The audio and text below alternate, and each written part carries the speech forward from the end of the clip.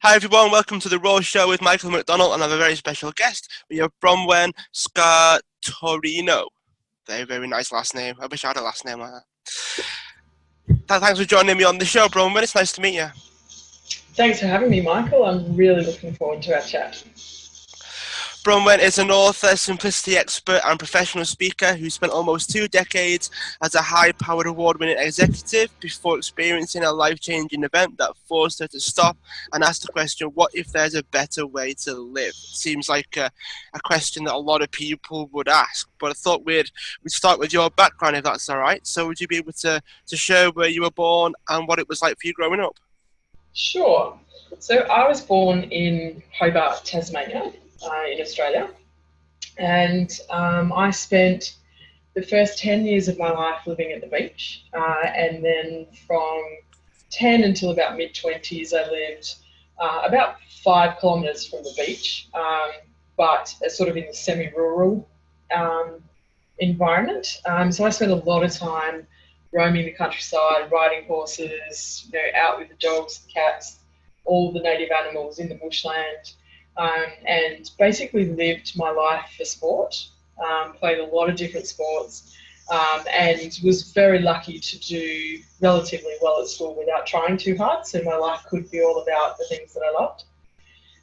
And from there, I went to university and then went into the corporate world, and spent a good couple of decades running around after everybody else, helping them build their businesses, and achieving some pretty significant things myself, but feeling like they were very insignificant despite the fact that I was given awards and all of those sorts of things, because I just drove myself so hard that there wasn't time to have a look at those things. Yeah. All right. So how did it lead up to you moving down this idea of simplicity then? Was there any particular occurrences, or did you start off doing something and then you ended up transitioning to it? What was it like to start down that road? Yeah, I drove myself so hard that my body and mind conspired against me and basically dropped me from a great height with such a force that I couldn't get back up again. So I went from an award-winning executive to on the floor, unable to, just exist in basic life in a matter of seconds. And it took me a good 2 years of really hard, really, confronting, intense work with grief counsellors, clinical psychologists, and I also explored the energy medicine field as well and did all of that sort of concurrently. But that work took a good 2 years for me to be able to actually step back into just the basics of life. So that was just, to be able to exist every day. And then another 12 months after that for me to really find my feet and my direction and know where I wanted to go and what I wanted to do. So getting to where I am now has really been an evolution of the work that I did through that process, and really starting to look at in depth the way that we live as a society in the Western world, the things that we do, the stress and the exhaustion that we put on ourselves and absorb as if it's a normal part of life. And those things really came together for me to help me to write my book, which is Keep It Super Simple. And that actually was part of my recovery, that book was written. But then from there, that's all just sort of morphed into a business where, globally I now work with people to teach them about stress and exhaustion and the ways that you can really easily take a much simpler path to life and thrive. So what's it like to make those initial steps towards simplicity then? So the subtitle of the book is Tips from a Recovering Perfectionist. So is it based on your own experience as a perfectionist or not? Absolutely. So being a perfectionist was my thing that drove me. It was the thing that just absolutely channeled me and kept me moving forwards, even when I was so exhausted that I couldn't move anymore. And I sort of like to explain it as I gave and gave and gave and gave and gave until I had nothing left to give, and then I found a way to give more. And all of that was about just trying to prove to the outside world that everything was amazing, everything was perfect, so that nobody knew that, inside everything was collapsing around me. And there's a lot of people that sort of say, oh, well, this book's not for me because I'm not a perfectionist.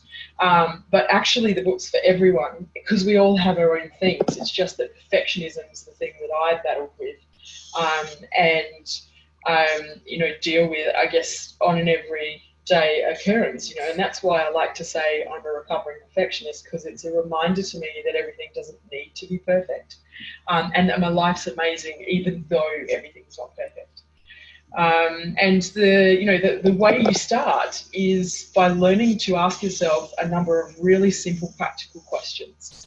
And what those questions do is that they actually drop the autopilot out of your life, and they actually help you to just create a little bit of space around you and around what's happening, so that you can actually consciously make decisions.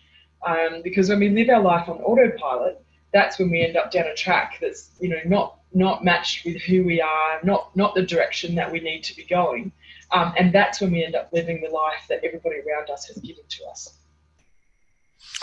What are some examples of some of these questions that we could ask ourselves? Because I'd imagine that a lot of people listening to this might actually be interested to know, even if it's just one or two of the questions that they can use to kickstart this idea of being able to observe themselves a little bit better.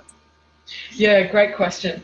And as you can tell, I love questions. So, so the first one that I always encourage people to learn to ask is, what if they're wrong? And this one's an amazing question, because when you think about all of the conditioning that we're given from the time that we're really little, and then we just take that with us through life, because we're conditioned around what's right, what's wrong, what's good, what's bad, what's appropriate, what's not. And we just end up flowing automatically and responding without thinking about it, because we've been conditioned around those things. So the first question I teach people to ask is, what if they're wrong? So something comes towards you, somebody says you have to do this. The first question you should ask is, what if they're wrong? Because it gives you time and space to stop and just go, hang on a minute, is this right for me? Do I want to be doing this? Is this something that I want to align myself with? So that the sort of little flow-on questions that come from just asking that one question. And it doesn't really matter what the answer is. If the answer is yes, great. You know that you've made the decision consciously that yes, that they're wrong. And if the answer is no, they're not wrong, then you know that that's something that you want to be doing and a direction that you want to be going in. So it's not so much what the answer is that's important. It's the fact that you've asked the question, which stops you so that you can give yourself time to make the conscious decision. Another really great question is, what am I doing and why am I doing it? Because I think we hide a lot behind I'm so busy. And I'm so busy seems to be this badge that we all want to wear so that we can prove how successful we are in the world.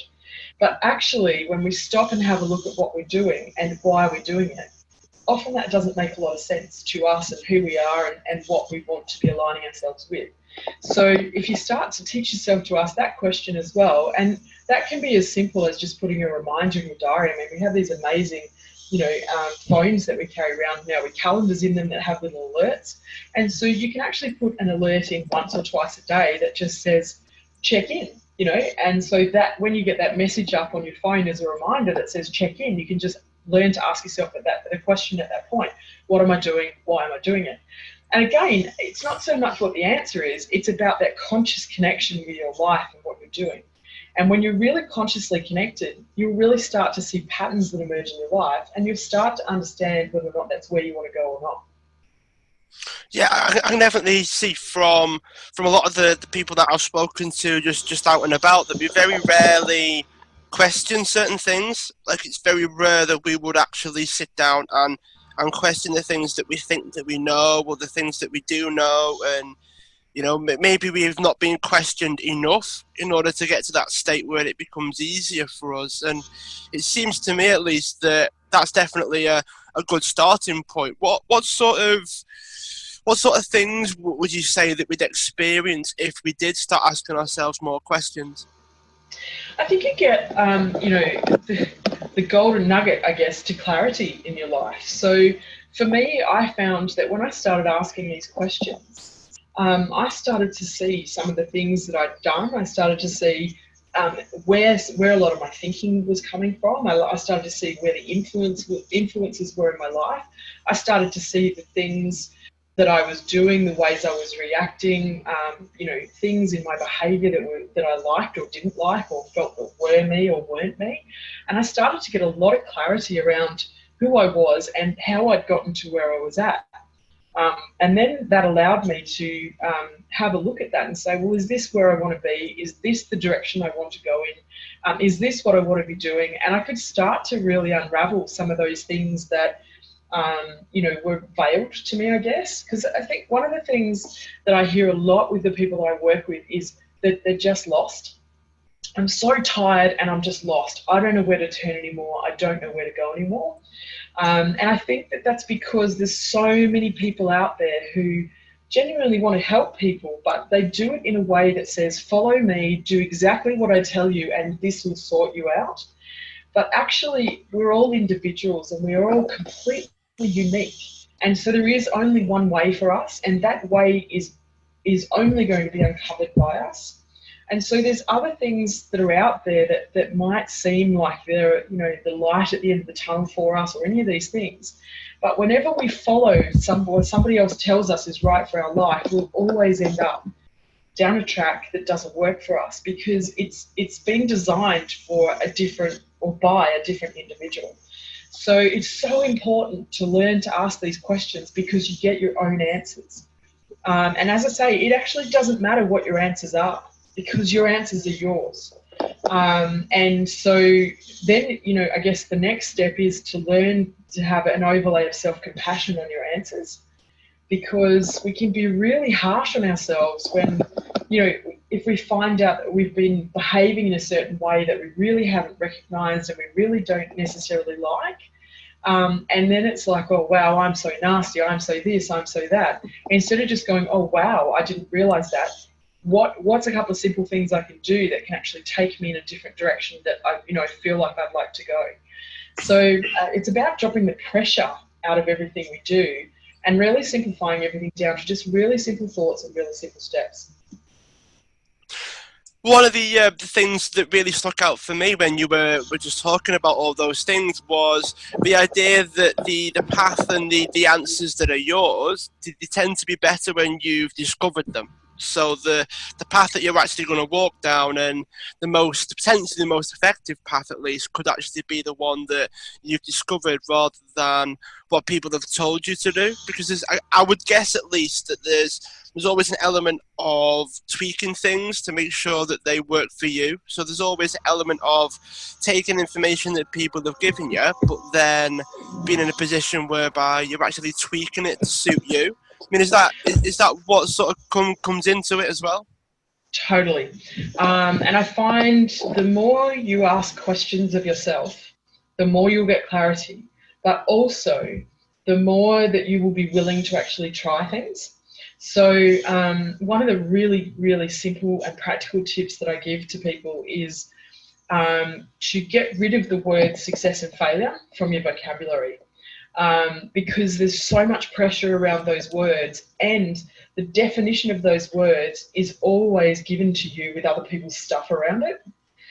It's other people's definitions, it's other people's hang-ups, it's other people's everything around those words. So if we can get rid of those words and replace them instead with adventure and explore, we can actually live our lives in a very different way. So one of the things you were just talking about then was, tweaking the way that you do things and having a look at things that people have given you and being able to just play with it a little bit to see, if you can do it a little bit differently. Well, I always say to people, if you think about when you're on holidays, your mindset and your whole way of being is completely different.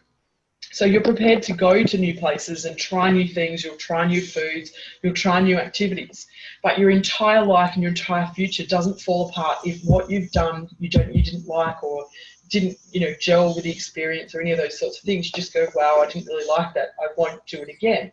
So if we can actually bring that back into our lives and say, okay, I want to try this new thing, or I think that this is a really good option for me, just put a toe in the water and try it, and have an overlay of, I'm just exploring this. I'm treating this as a bit of an adventure, and understand that if it doesn't work out for you, that is just as good as if it did work out for you. And it's just as good because when things don't work out, that's a really, really clear sign to you that you don't need to keep walking down that path. There's not much else for you to learn there. Come back, try something else, go down a different path, and if it works for you, that's great, because that's a sign that you can keep going that way. There's more for you to learn. So when we drop the pressure out of what we're doing and really start to look at things in a different direction with a really explorative mindset, we can just play and tweak and gently find the things that work for us in our life.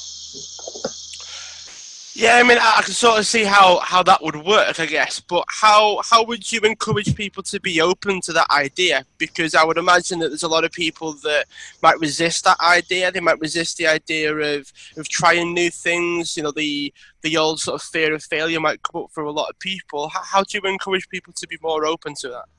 Start small. Whenever you use the word change, or you want to do things differently, we automatically go into overwhelm, because it's such a big thing. And we have been taught through our conditioning to fear failure and to fear things not happening and to fear change so excessively that we actually fear change more than we fear death now.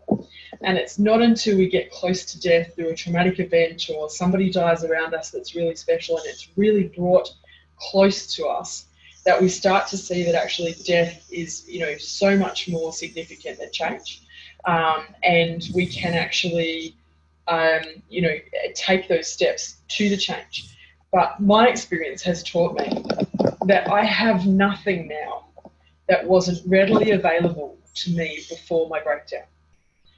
Everything I have now was easily available, easily accessible, from it's there in my life, but also, wasn't expensive, any of those sorts of things. There were literally no barriers to what I have except for my fear of change.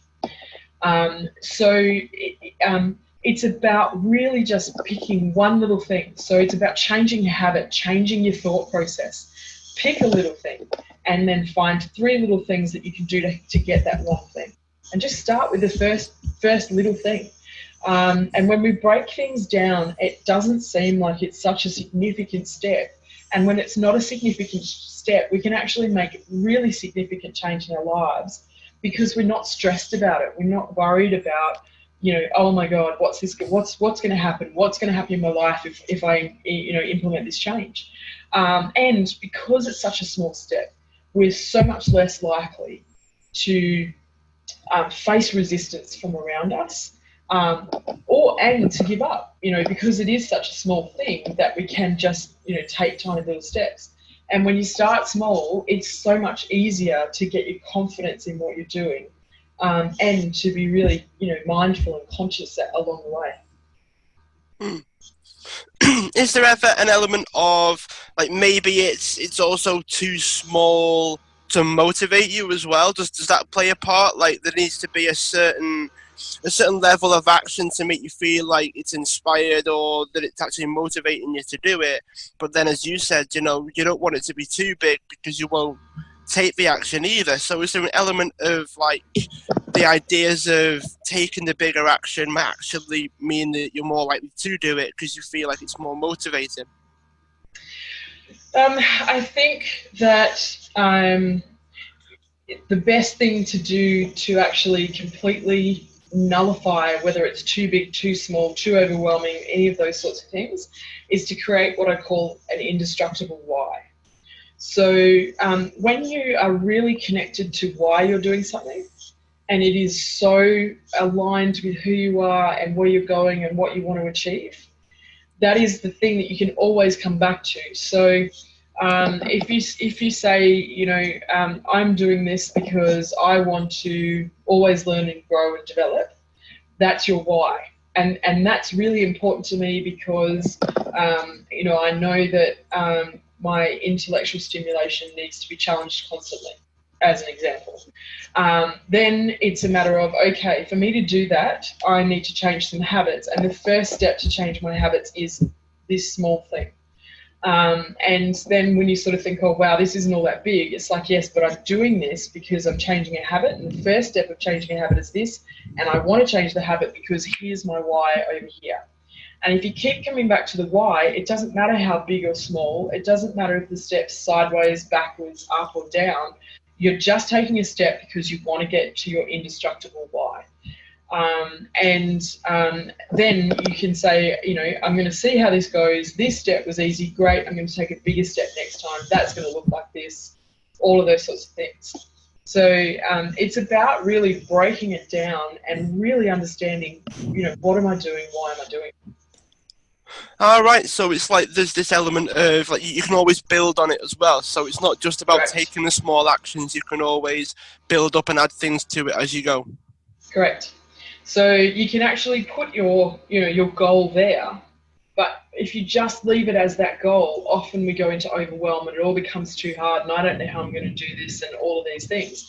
But when you say, there's my goal, here's my 3 steps, I'm just going to concentrate on the first one right now. Then you've got, you know, and you get this one in place, that becomes a habit, you build to the next step. So you're still working towards that big goal, but you're doing it in piecemeal things that are really manageable. Right, cool. So what's the next step to making things a bit more simple for us then? So if we were going to try to make things even more simple, what's the next step for us? I think the next step really is about the self-compassion piece. Because what I see a lot, and I certainly know that from, you know, the work I did on myself and understanding myself, that mean girl within, and I know everybody has them, can be so devastating on your life. And, you know, I saw a quote the other day that was something along the lines of, if you spoke to, if your best friends spoke to you the way you speak to yourself, how long would you keep them as your friends? And I thought that's so amazing, like, because that is so much aligned with how a lot of us speak to ourselves. And it's certainly, you know, particularly through my recovery, I lost a lot of dexterity. So you know, I couldn't hold on to things, and I'd pick up glass and I'd drop it and it would smash on the floor, and you know, it would be such an inexpensive thing, but it was like the whole world had come down on my head and I was useless and I was an idiot and I was all these things. That was the conversation in my head. And I had to really learn to give myself that self-compassion of, no, it's okay. This is just where you're at right now. This is not a big deal. It's just a glass. It's easy to clean up. There's no damage done. No one's hurt. All the things that you would say to somebody else if they were there, I had to learn to really say that to myself. And that was really important because one of the really big learnings that I had out of the whole process was understanding who I am and how I re-energize my energy tanks. And I realized that I had been, like, all the activities that I had done for my entire life up to that point had all been really draining activities for me. So I literally went into every day just draining more and more and more from the energy tanks and never really doing anything that refueled them. You know, I existed for, you know, over 12 years on 2 hours a night sleep. So I wasn't getting sleep, let alone adding, you know, the activities into my life that refueled. So that self-compassion for me became a really big thing in terms of creating non-negotiable activities in my day that are activities that are really aligned with what I need to get energy back into my body and my system so that I'm constantly fueled. So it doesn't matter what time I get an interview request from around the world, if it's 2 o'clock in the morning, 3 o'clock in the morning, you know, 3 o'clock in the afternoon, 8 o'clock at night, it doesn't matter. I'm fully fueled, fully energized because I've got my day structured to make sure I've got those things. And that's complete self-compassion. And I, you know, guard those times in my diary fiercely because I know that they set me up for all those other things. And that's a big thing that people that I work with struggle with, because they feel like if they take that time for themselves, people will feel like they're slacking off, and that they're not giving everything and all those sorts of things. But if you don't look after yourself and you don't take those simple steps to just do those little things that you need, then you'll end up with nothing left to give to anybody else. Right, so that's almost like where you fill your cup first before you're then able to go and fill others. Is that the sort of lines that we're talking about? Yeah, totally. And understanding, a lot of it comes down to understanding where you sit on the introvert-extrovert spectrum. And a lot of people think that if you're an introvert, it means you're really shy. And if you're an extrovert, it means that you're really outgoing. But actually, the introvert-extrovert spectrum just literally tells you what you need to refuel and the types of activities you need to refuel. So an extrovert needs noise and people and activity and all of that sort of stuff, because they will just feed off that energy. An introvert needs that solo, inward-looking, alone time where there's nobody else around, there's no noise, there's no interaction, nothing except for them really going inwardly and refueling. And then in the middle of the spectrum are the ambiverts, and the ambiverts can actually go either way, but they have a natural tendency towards one side or the other. So I'm an ambivert with introvert tendencies. I can go out, I can be in the noise, I can go and talk to, a room full of 2,000 people, I can interact with them afterwards, but then I'll hit a wall and I'll need to go and actually just do those solo activities that allow me to just go in inwardly and refuel. An ambivert with extrovert tendencies would be okay doing the solo activities, but they would need to go and refuel in the noise with the activity, all that sort of stuff. So if you don't understand where you sit and you're doing the wrong activities to try and refuel, then you're just literally draining more energy from your fuel tanks. Right, I quite like that analogy as well, because for me personally, I'm probably more on the introvert side. So I do like the speaking, I do like the podcasts and things, but I do find that I tend to refuel faster when no one else is around, when I am by myself, maybe just where I just sit and read sometimes, or just sit and listen to music maybe. That tends to be something else that I quite like to do as well. But it's having that balance, isn't it? It is totally, but it's also when you understand what you need, you also will, find time to make sure that you have that. Because once you actually connect with what you need for more energy and to refuel, it starts to become really, you understand the importance of it in your day. So, 5 days a week, I have time in my diary scheduled that is my time to refuel, because I give so much energy with the work that I do. And, as I say, that could be at any time of the day, because I'm working on a global scale, and, there's such a time difference between Australia and the UK and Australia and the US and all of that sort of stuff. So, a couple of weeks ago, I had an interview literally at 3 a.m. My time. So, I had to be up, switched on, ready to go, talking about what I'm doing, answering questions, answering live calls in through a radio station. But I could do that because I'm constantly re-energizing, and I could make sure that my day was structured so that I had the energy refuel to be able to do that. And when you understand that, you can actually see the difference it makes in your life.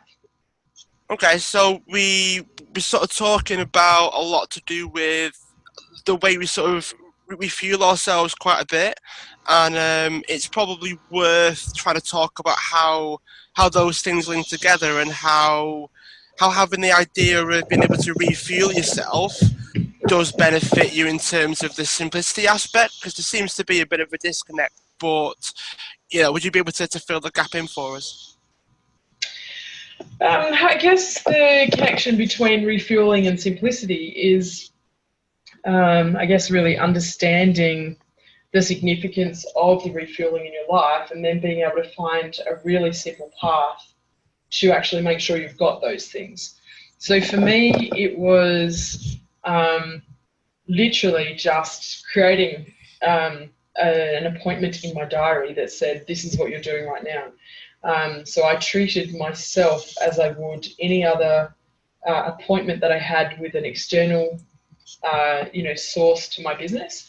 And this is the time that I meet to actually, undertake my activities. So I start my day with meditation, and then from meditation I go to answering emails and interacting in, social media stuff that's come through overnight. And then I go into some form of movement. So whether that's yoga, walking at the beach, walking in nature, going for a bike ride, any of those sorts of things. Those are the three things that I do first thing in the morning. And the meditation and that movement are the things that re-energize me. And apart from the yoga, I tend to do those things on my own. And even the yoga, because it is, even though you're in a group, it's not loud and noisy and, massive, adrenaline-fueled activity. That is really almost solitude time for me anyway. So those things as, really important for me to really feed that introvert side. So, but the simplicity of it is that I just have those things that I do. There's a habit, I have it in a pattern. So I do certain things on certain days. And that is really just formed as a platform that sets me up for what I want to do and how I want to do it. Now, there's a bit of trial and error for me to get to the point where I've got, my structure and my pattern.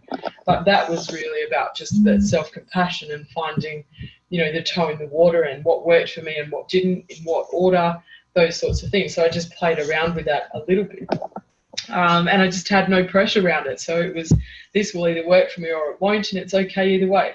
So I guess that's what I mean by the simplicity around that, is just dropping the pressure and the expectations out of it, and you just play and explore until you find the pattern that works for you.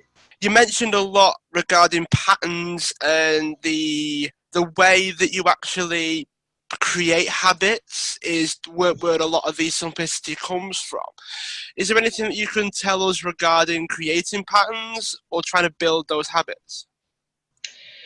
Yeah, so I guess for me, it's not so much, for me, it's more about identifying patterns and creating habits.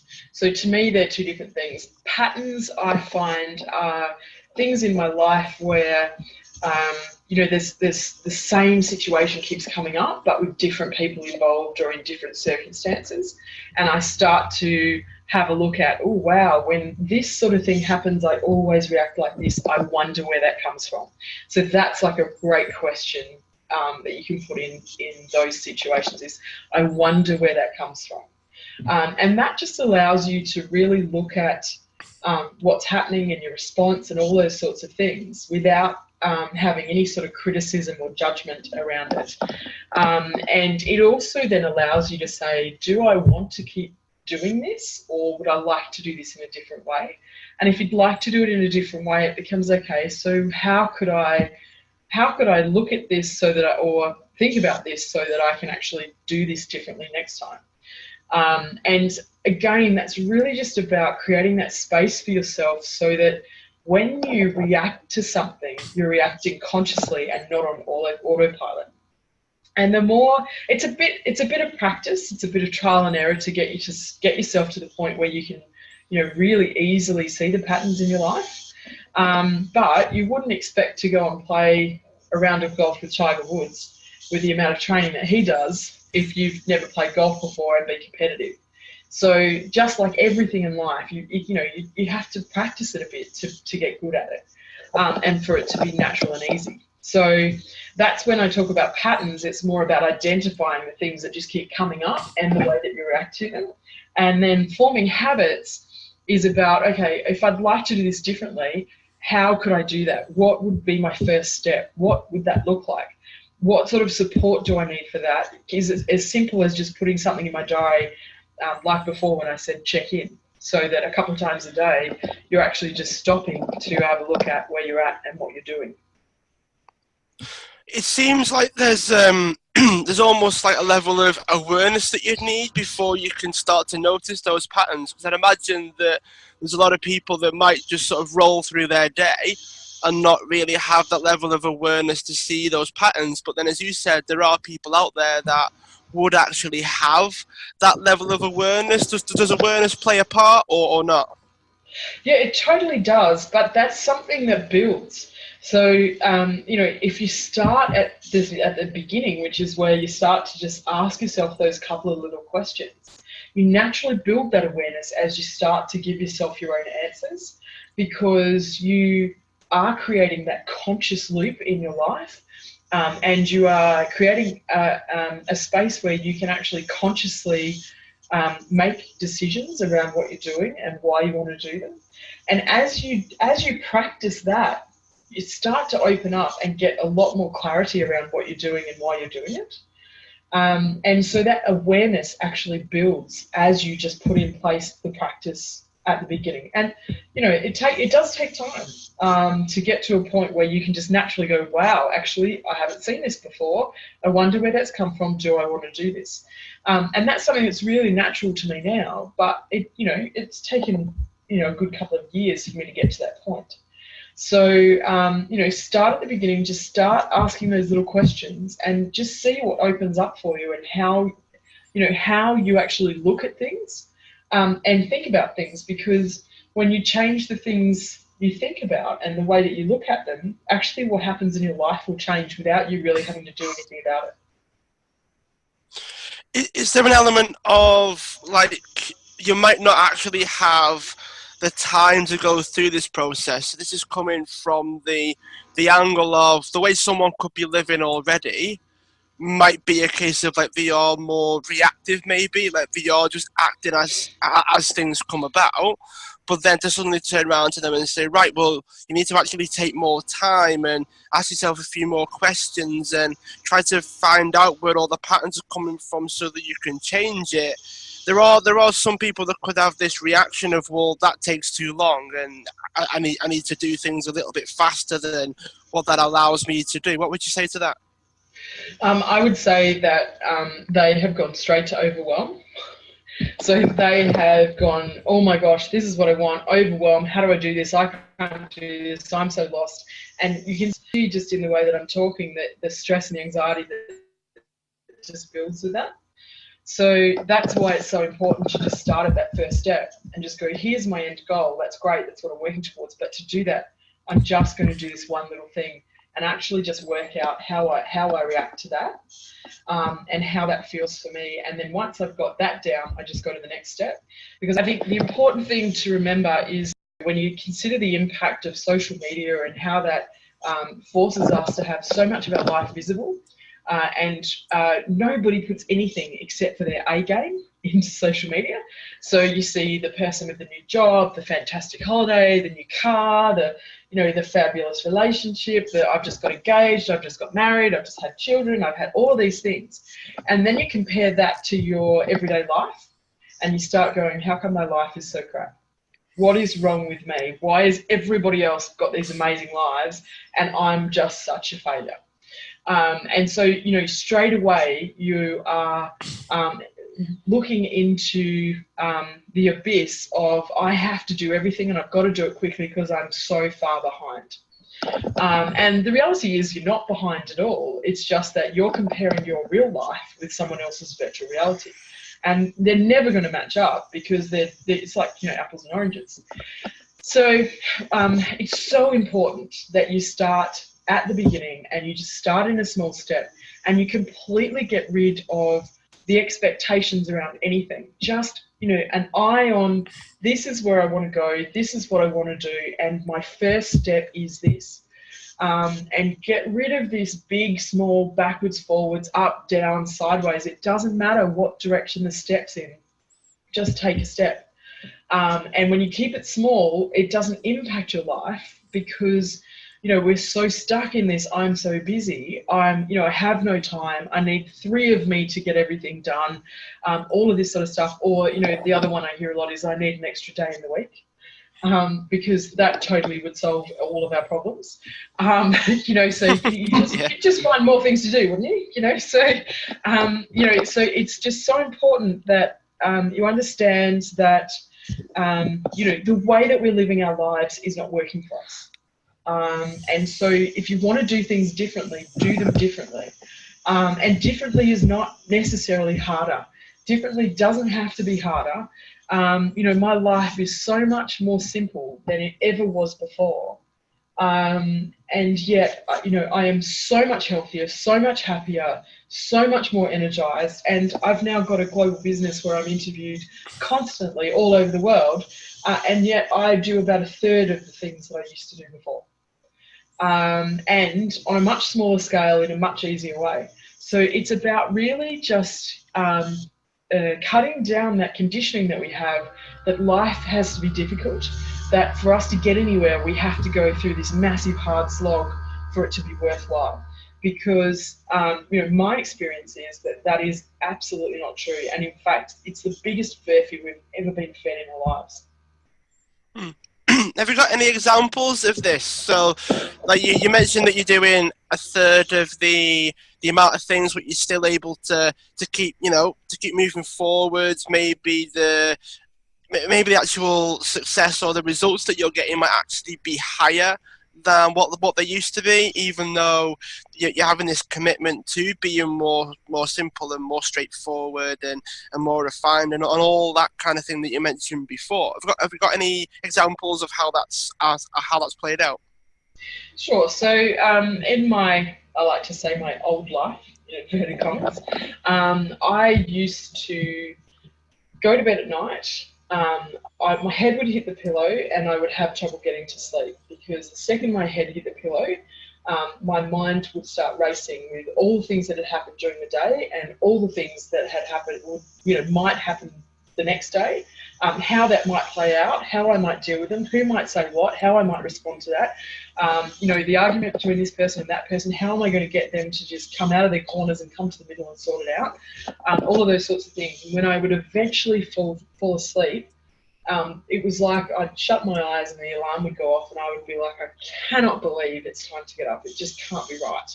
And I might have had 2 hours of really interrupted, disturbed sleep. And I would drag myself out of bed, into the shower, get in the car, go to the office. Then I would spend all day fixing everyone else's problems, come home, make dinner, then I would be back on my laptop and I'd be working again, because I'd be getting all of my work done that didn't get done during the day because I was sorting everybody else out. And then that pattern would just, repeat, except for occasionally I would get in there and go and do a personal training session or a high impact class of some sort. So I was basically just fueled constantly with adrenaline and cortisol. So my health declined significantly to the point where I just broke. I could not get back up again. So post that, that recovery, I now know what my activities are for refueling. So I'm constantly giving myself energy instead of draining. I have learned a lot about food and how it nourishes the body, because I've had to, because even though I'm a number of years down the track from my breakdown, my body is still overloaded with adrenaline and cortisol, because there's so much stuff that we're not taught about what having adrenaline and cortisol flooding your body constantly does to your organs and to your body's ability to just function. So they're things that I'm still balancing, even though I'm 4 years down the track. So I've learned a lot about food and the role that plays, and what I can and can't eat at the moment, and digestive issues and all of that sort of stuff. So they're amazing ways that I can do things really differently now, and in a really simple way that supports me moving forwards. When I go to bed now, my head hits the pillow, I'm out, I'm asleep, and I naturally wake up 8 hours later, and in perfect time for my meditation, for my emails.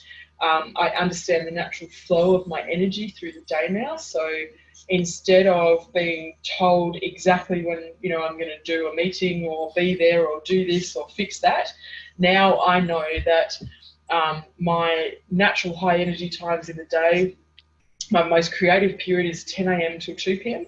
So if that's when I'm in front of my computer, doing all my creative work, getting all my downloads for my writing, really writing my articles, creating videos, all of that sort of stuff is the really creative side of my work. So I'm doing that in my most creative time. And then in other times of the day, I know that I'm refueling. I know that I'm actually doing more administrative / design side of my work, or in meetings and interviews and those sorts of things, so that I'm constantly working with my energy flow, so that I know when my really high energy times are, that's when I'm going to do my really high energy creative things. And when my energy is a bit lower, I can build that up with activities or with food that supports that, and with more gentle activities. So, they're really simple things to understand, but make such a massive difference in the way that you do things. I'm lucky if I work 6 hours a day now, where before I was working 10 to 12 and getting no sleep. So massive changes in what I do and how I do them. And I'm not overloading my body from a physical point of view as well as a mental point of view anymore either.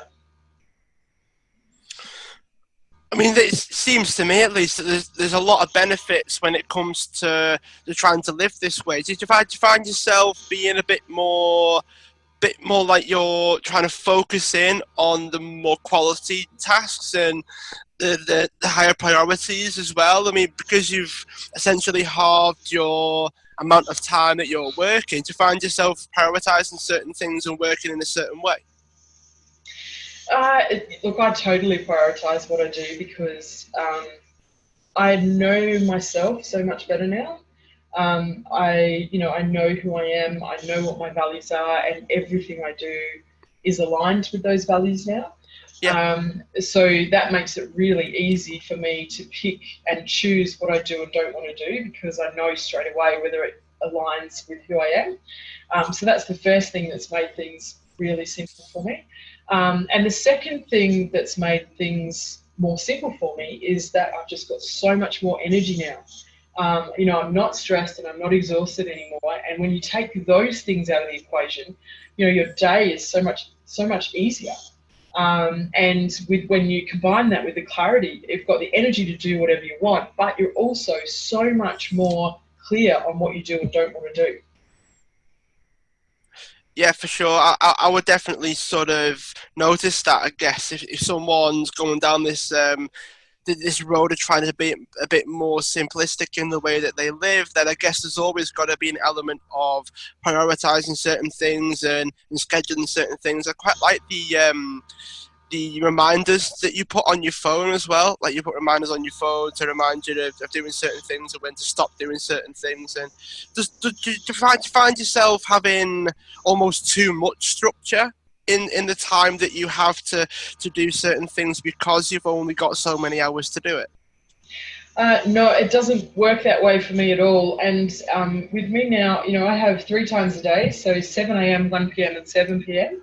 I have a reminder that comes up on my phone that says I am perfectly in balance and I am enough, because they're the things that I really struggled with, and got me to the point of having a breakdown. So that's the reminder that I have 3 times a day. And when that comes up on my phone, it just gives me a smile every single time. It's going, yes, that's so true. And then outside that, I just know now when I put things in my diary, if I have an article I have to write, or, I'm writing, chapters for my next book, or, the programs that I'm creating, any of those things, I just naturally know that they fit between 10 and 2. So I just don't make any other appointment times in those times. And then I have, a couple of days where I'm a little bit more flexible. So towards the end of the week, Thursday, Friday are times when, if somebody wants to catch up with me and it's, maybe a little bit business focused, but mainly personal focused, then those are the days, Thursday and Friday, when I'll allow myself to just say, yeah, sure, let's catch up for lunch, or any of those sorts of things. So the flexibility comes in there. But Monday, Tuesday, Wednesday, I don't do those things, because otherwise you'd just be constantly out and about and just socialising and no work would get done. So, it is really flexible, but when you understand where your energy flows and where I get my most creative work done, I'm going to make best use of that time, because, I want the quality of what I put out into the world to be top notch, because I want everybody to know that, living life in a different way is so easy. and the work that I produce needs to actually back it up and show people how easy that is. So for that to be top quality, it needs to be done in that period of time. And that's a really simple way for me to really support myself through that process as well, while still getting that stuff out into the world that makes it really easy for people to change tack and do things a little bit differently if they want to. Yeah. I love the way you're able to prioritize using like how much energy you have as well, because it's almost like 1 or 2 hours of really high energy work would probably do a lot more than 6 hours worth of I'm really tired and I don't really feel like doing it type work. So it's amazing Exactly. what you can get done when you put in the right place. So we are getting quite close to the end. I get a funny feeling that we could talk forever about this sorts of things. But aside from Keep It Super Simple, Tips from a Recovering Perfectionist, which is your book, have you got any other books that you'd recommend for us to help us with this? I would say The Code of the Extraordinary Mind, which is Vishen Lakhiani. That's great because, again, it really teaches you to learn from yourself. And that's something that I tell everyone that I meet. Find the people that teach you to learn from yourself, because that's the only way you'll get your own answers. And it's like Keep It Super Simple. Every chapter has questions at the end that allow you to ask questions of yourself, rather than saying, here you go, this is what you have to do, follow this. And The Code of the Extraordinary Mind is very much like that. What else? There's so many books. I love Richard Branson's Screw the Rules. Okay. Screw Business as Usual. And he in that he talks about, really just, again, what if they're wrong? Questioning the way that big business does things, questioning the way that we've been taught to just go along as sheep. So I think that that's a great book as well, and that just talks about how, he just says, say yes and work it out later. If there's something that you just love the sound of, just say yes and then work out how you get there later.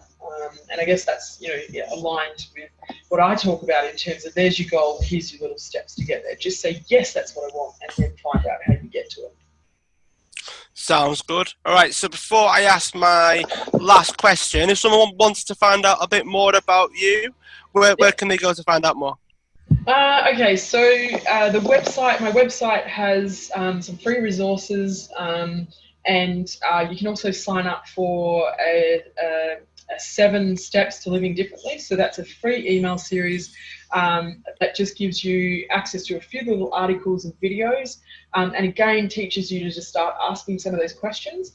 And when I say free, I mean free. You don't have to do anything, you don't have to pay anything, you don't have to buy something else to then get this free. It's totally free, because I just want people to be able to access this stuff really easily.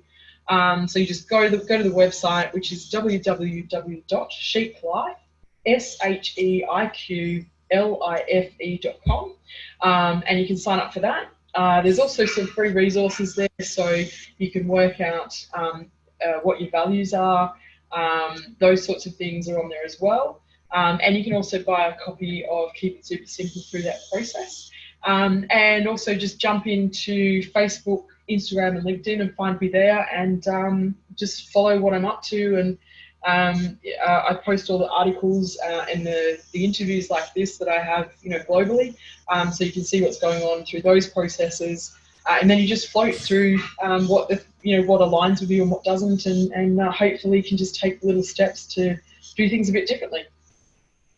Sounds good to me. Okay, last question. I ask everyone this, and this is where we can blow things out the water now. So this doesn't have to be serious. This can be funny, silly, you name it.